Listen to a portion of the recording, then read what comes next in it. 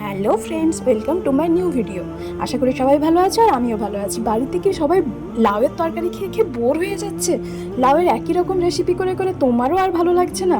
তাহলে অবশ্যই তোমাকে এই রেসিপিটা দেখতে হবে। আর এটা দেখে নেওয়ার পরে আমি তোমাকে কথা দিচ্ছি যে বাড়ির সবার কাছে লাউ ভীষণ প্রিয় হয়ে উঠবে। দেখে নাও রেসিপিটা। প্রথমে লম্বা লম্বা করে আর পাতলা পাতলা করে লাউগুলোকে কেটে রেখে দিয়েছি।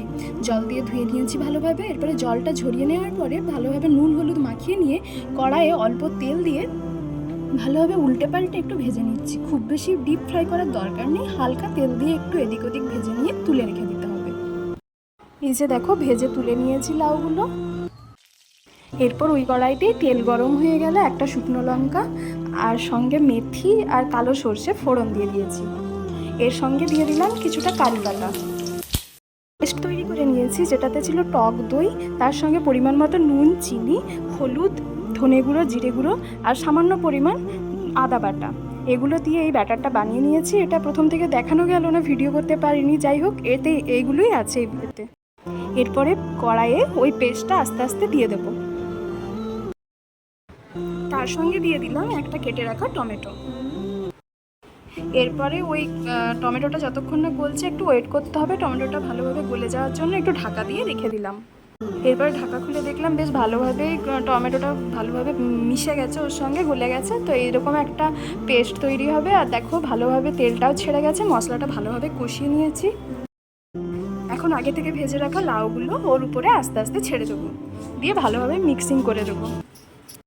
দেখো, মশলার সঙ্গে ভালোভাবে মিশিয়ে দেওয়ার পরে সামান্য পরিমাণ জল দিয়ে দিচ্ছি। খুব বেশি জল দেওয়ার দরকার নেই, কারণ লাউটা নরম এমনিতেই। আর তার সঙ্গে যেহেতু ভেজে রাখা আছে, তাই এটা সেদ্ধ হতে বেশি জলের প্রয়োজন হবে না। আর এটা ঝোল ঝোল হবে না, মাখা মাখা হবে, সেজন্য অল্প জল দিলেই হবে। এরপরে ঢাকা দিয়ে রেখে দাও মিনিট 10-15। এখন ঢাকা খুলে দেখলাম বেশ ভালোভাবেই নরম হয়ে গেছে, ঘেঁটে ঘেঁটে গেছে লাউগুলো।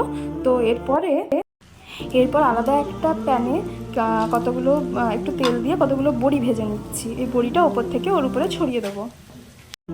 বড়িগুলো ভাজা হয়ে গেছে, এখন ওপর থেকে আস্তে আস্তে ওগুলোকে ছড়িয়ে দিচ্ছি। এরপরে কিছুটা কসুরি মেথি ওপর থেকে ছড়িয়ে দিলাম।